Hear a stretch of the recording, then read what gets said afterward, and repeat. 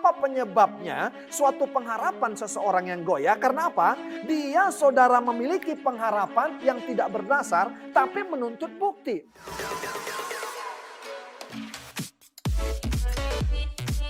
Judul atau tema kita, pengharapan yang tidak goyah. Haleluya. Pengharapan itu kalau bahasa Inggrisnya saudara dikatakan hope. Maka kalau tidak punya pengharapan berarti hopeless. Saudaraku yang kekasih. Benar gak saudara? Hal yang paling simpel bagaimana cara kita melihat orang yang berpengharapan yang tidak goyah hari-hari ini adalah apa saudara? Dia mampu menghadapi situasi yang sama, keadaan yang sama, tapi dengan respon yang berbeda. Nah ini dia. Pertanyaan di awal ini yang mau saya sampaikan kepada kita. Apa penyebab dari goyahnya suatu pengharapan seseorang? Ternyata saya pelajari Bapak Ibu yang kekasih. Yang pertama karena pengharapannya tidak berdasar tapi menuntut bukti. Haleluya. Saya ulangi sekali lagi.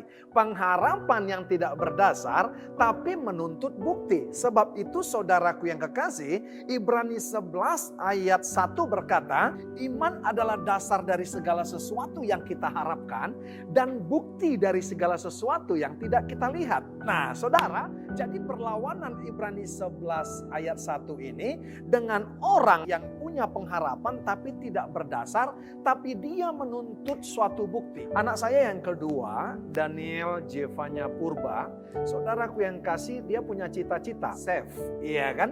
Koki katakan demikian, tukang masak. Pendek cerita, Bapak Ibu, dia menyebutkan satu kota untuk dia belajar, yaitu Jerman. Tapi masalahnya begini saudara, kami tidak mempunyai uang dan kami tidak mempunyai deposito untuk sekolah anak saya ini. Nah paling gampangnya saudara, kami harus kembali kepada Alkitab. Haleluya. Karena hidup kita hanya berdasarkan firman dan firman itu adalah Allah sendiri. Bukan saudaraku yang kasih berpengharapan kepada apa yang dilihat. Karena kalau berpengharapan kepada yang dilihat, saudaraku yang kasih, saya katakan itu warisan.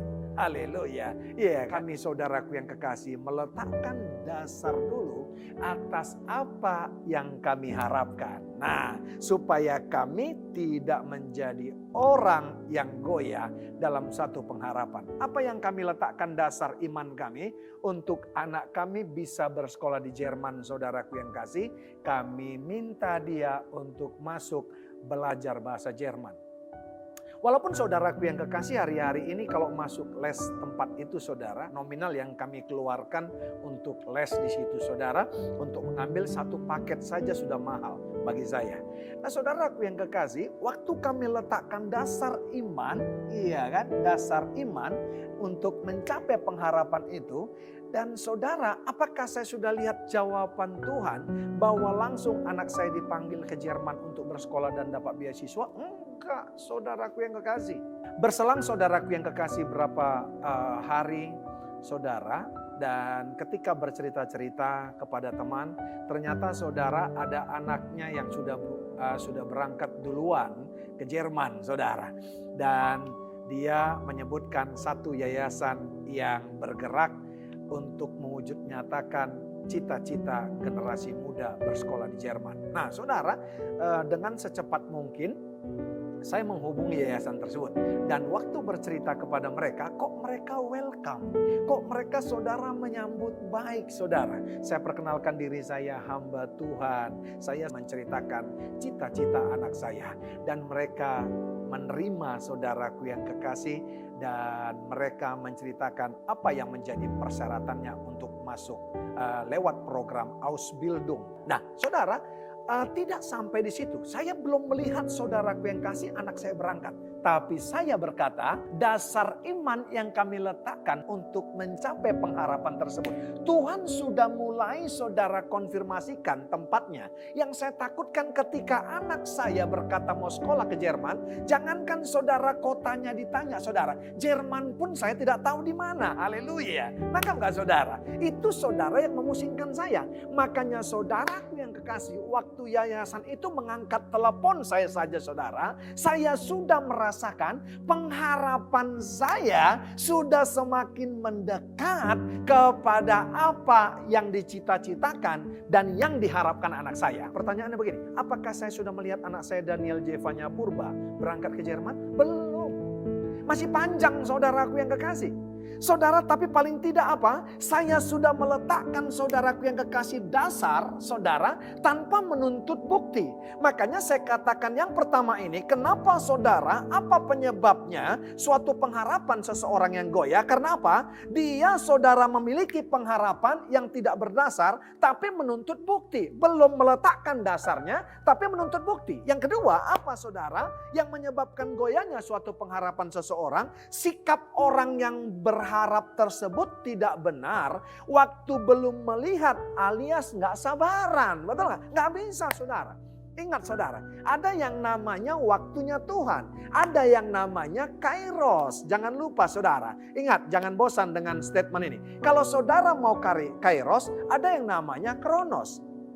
Kalau saudara mau final result, ada yang namanya initial process. Seharus kita punya pengharapan, tapi saudaraku yang kekasih, dalam waktu kita menantikan pengharapan tersebut, jangan pernah kita menuntut bukti. Karena apa saudaraku yang kekasih? Tuhan tidak suka kepada orang yang punya pengharapan, tapi dia juga menuntut bukti pada waktu yang sama. Karena apa?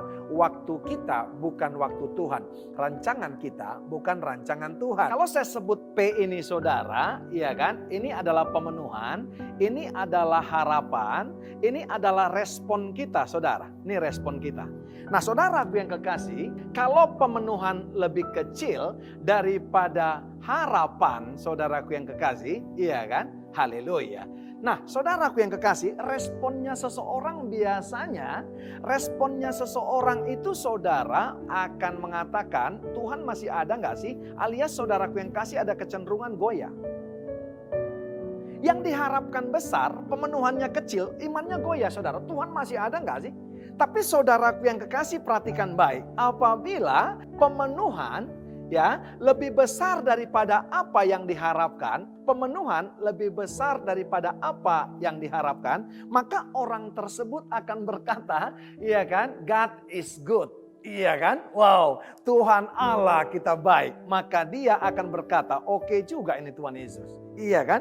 Nah saudara berbeda. Dari dua respon ini sudah berbeda. Saya ulangi sekali lagi. Kalau saudaraku yang kekasih harapan besar, tapi pemenuhannya kecil saudara, maka mereka akan berkata, wow goyah imanku, Tuhan mana ini? Tapi saudaraku yang kekasih, kalau harapannya kecil, tapi pemenuhannya lebih besar, maka mereka akan berkata, wow oke juga Yesus yang kami sembah ini. Nah ada harapan saudaraku yang kekasih kepada Tuhan yang pemenuhannya mungkin sama atau saya sebut equal, saudara. Iya kan? Ya, pemenuhan sama dengan apa yang diharapkan, maka orang akan berkata kecenderungannya, wow, dahsyat. Nah, ini saudara. Tapi pertanyaan saya begini, saudara.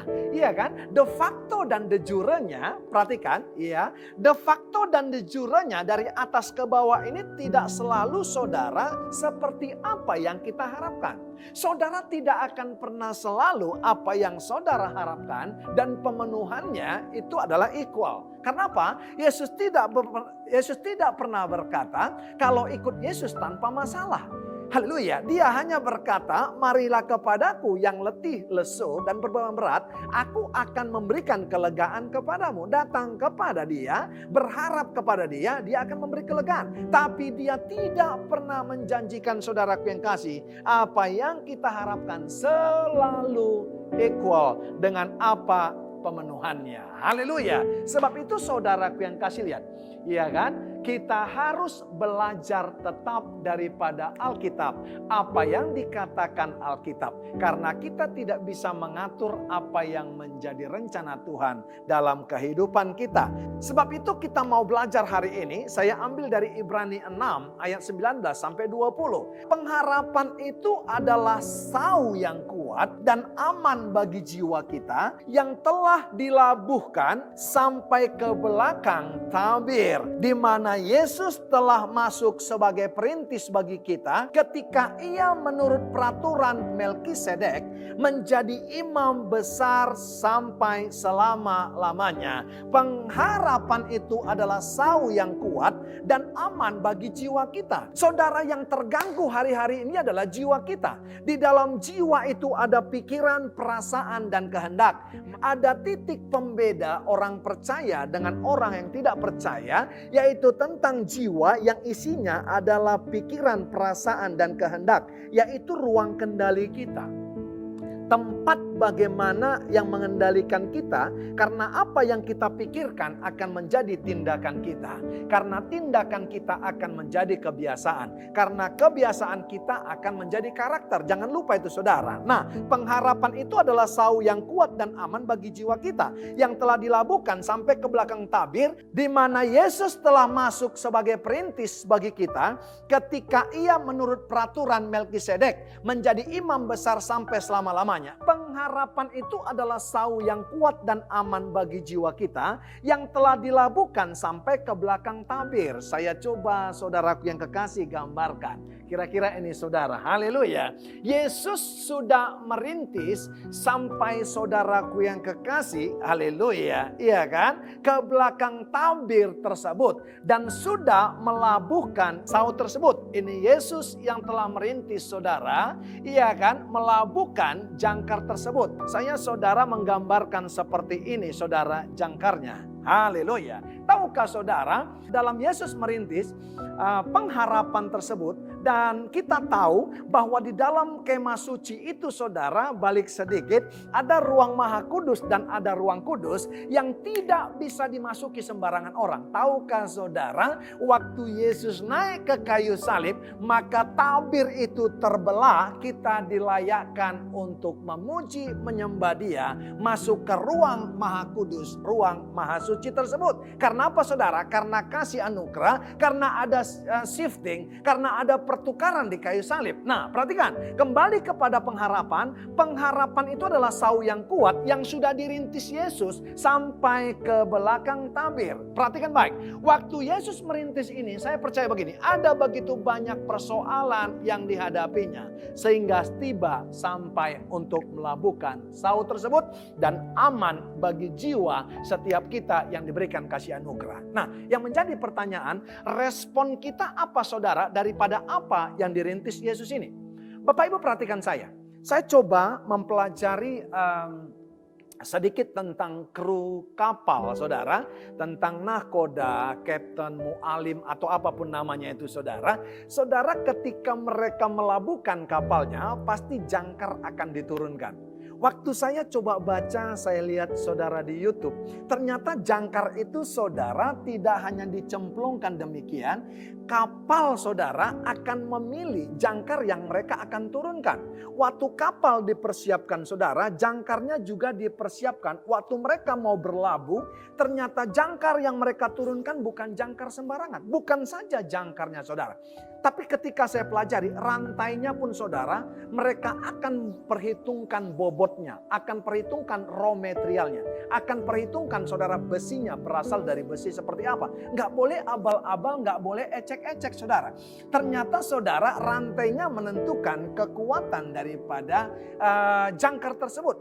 Bahkan kedalamannya saudara akan diukur sesuai saudara dengan bobot jangkar tersebut. Nah, maka itu saya waktu mendapatkan hal ini, kita saudaraku yang kekasih tidak akan pernah mendapatkan apa-apa, atau katakan saudara, ya kan, kru kapal, semua orang-orang kapal, nahkoda kapal, saudara, mualim kapal, katakan demikian, mereka bisa meletakkan jangkar, mereka bisa berlabuh, tapi kalau mereka tidak turun ke darat, mereka tidak akan pernah mendapatkan apa yang mereka butuhkan. Karena apa? Saudara tahu, di tengah laut tidak ada orang yang dagang. Dalam perjalanan mereka yang saya sebutkan, perjalanan kehidupan kita, mereka butuh yang namanya bahan pangan. Mereka butuh yang namanya saudara untuk kehidupan mereka. Mereka butuh solar untuk perjalanan mereka. Mereka butuh minuman air bersih saudaraku yang kasih. Mereka harus turun ke darat untuk mengambil apa yang menjadi kebutuhan mereka dalam perjalanan. Nah, demikian dengan kehidupan kita, saudaraku yang kekasih. Maka ada respon kita. Yesus telah merintis, saudaraku yang kekasih, lihat baik, sudah melabuhkan saudara Saul tersebut yang mengamankan jiwa kita, pikiran dan perasaan kita. Tapi saudaraku yang kekasih, kita tidak bisa tinggal diam. Kita harus respon terhadap apa yang sudah dirintis Yesus tersebut. Haleluya. Nah, saudara, ada yang menjadi kunci, ada yang menjadi sikap daripada orang-orang yang berpengharapan. Ayat 11 dan ayat 12-nya saya ambil dari terjemahan bahasa Indonesia masa kini berkata, kami ingin sekali supaya kalian masing-masing terus bersemangat sampai akhir sehingga kalian menerima apa yang kalian harapkan itu. Kami tidak mau kalian menjadi malas, tetapi kami ingin supaya kalian hidup seperti orang-orang yang menerima apa yang dijanjikan Allah karena percaya kepadanya dan karena menunggu dengan sabar. Ada kata saudaraku yang kasih, terus bersemangat.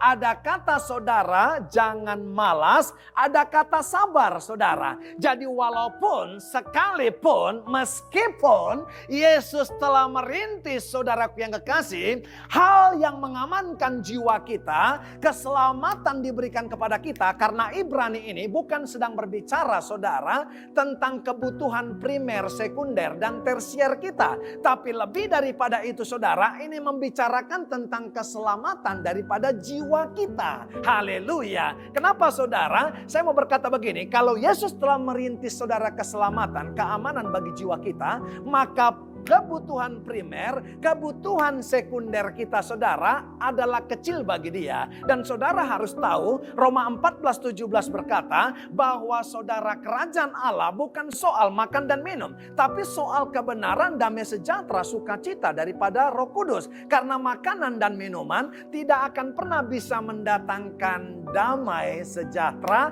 dan tidak akan pernah membawa kita kepada kebenaran. Jadi apa, saudara?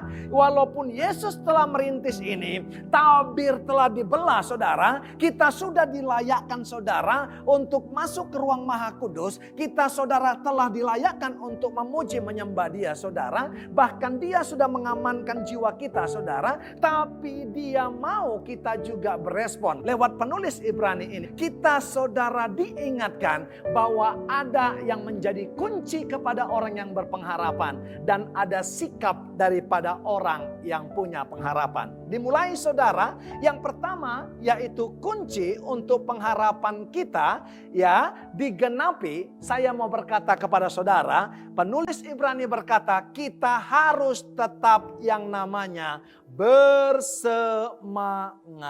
Haleluya. Yang berikutnya dikatakan, saudara, tidak malas.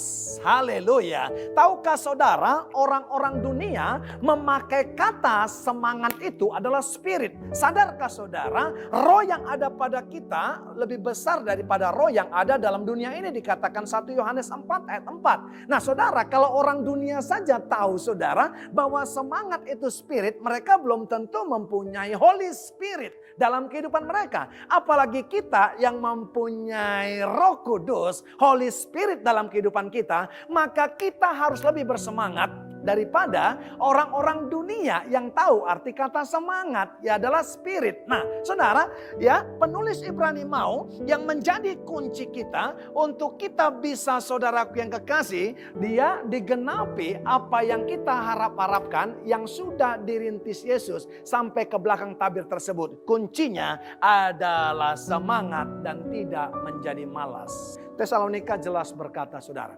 orang-orang yang tidak bekerja jangan makan. Pak, tapi hari ini kan susah mencari pekerjaan. Susah, Pak, mencari makan dan segala macam. Itulah beda orang, saudara, pecundang dan pemenang. Orang-orang yang kalah sekarang, saudara, melihat tidak ada lagi kesempatan dalam kehidupan. Saya bukan, saudara, suka menggaungkan bahasa-bahasa dan power statement dunia. Tapi, saudara, saya yakin sekali kalau kita laksanakan ini, keberuntungan keberuntungan itu adalah pertemuan dua kata bersaudara. Ketika kita siap dan kita saudara mengambil kesempatan tersebut, yaitu kata kesempatan dan kesiapan membawa kita kepada keberuntungan. Selebihnya adalah bagian Tuhan yang memberkati apapun yang kita siapkan dan ketika kita mengambil kesempatan tersebut. Jadi jangan pernah malas. Kenapa saudara kita harus bersemangat? Kenapa saudara kita jangan malas? Karena apa? After daripada COVID-19 ini, Tuhan akan banyak saudara melakukan perkara-perkara yang besar yang tidak pernah kita bayangkan. Kenapa saudara kita harus bersemangat? Kenapa jangan malas? Ketika kita masuk kepada dua zona ini, saudaraku yang kasih, hello. Ketika kita masuk kepada dua zona ini, saudara, ketika kita mau masuk lagi kepada yang namanya kerajinan, ketika kita mau saudara mempush supaya kita bersemangat kembali, itu susah sekali.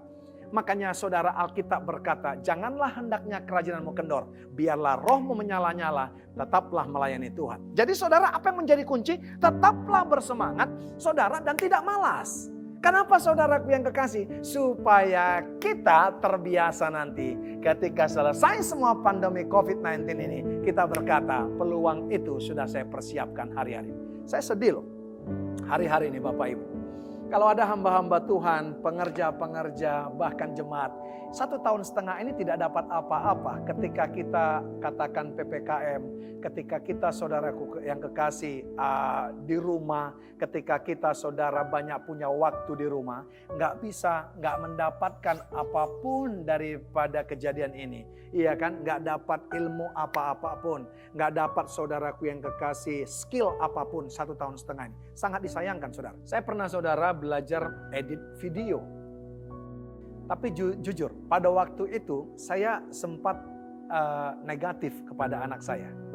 Waktu saya di tengah perjalanan belajar saudara untuk ngedit video dengan mereka, anak-anak saya memang sibuk. Yang satu koas, yang satu saudara sibuk sekali. Karena anak saya yang paling kecil itu banyak kegiatannya di sekolah, meskipun online saudara.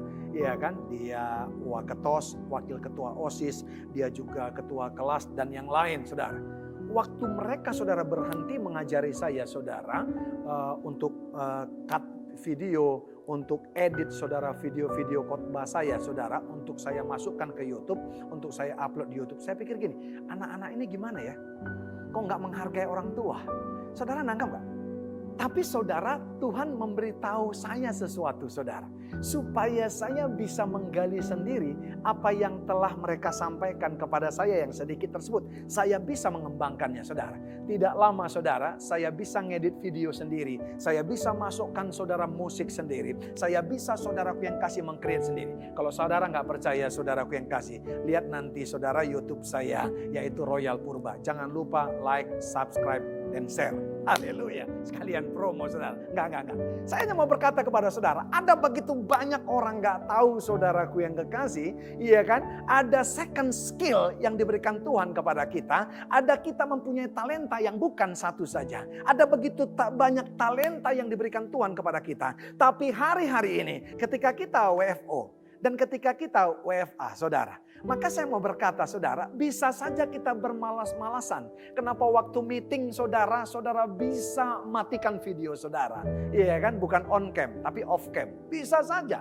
Banyak orang menjadi orang yang munafik saudara kalau tidak berjaga-jaga. Kalau saudara tidak tetap bersemangat, kalau saudara malas hari-hari ini, maka saudara akan bahaya dan saudara akan struggle untuk memacu yang namanya kerajinan saudara nanti after daripada COVID-19 ini. Nah, saudara, itu yang menjadi kunci untuk apa yang kita harapkan. Nah, saudara, yang menjadi sikap yang kedua apa saudaraku yang kasih? Menjadi sikap kita orang-orang percaya yang mengharapkan sesuatu daripada Tuhan. Ayat 12-nya tadi berkata, kami tidak mau kalian menjadi malas, tetapi kami ingin supaya kalian hidup seperti orang-orang yang menerima apa yang dijanjikan Allah karena percaya kepadanya dan karena menunggu dengan sabar. Nah, saudara, ya kan, kalau yang menjadi kunci adalah semangat dan tidak malas, tapi sikap kita yang menantikan apa yang kita harapkan, yaitu sabar.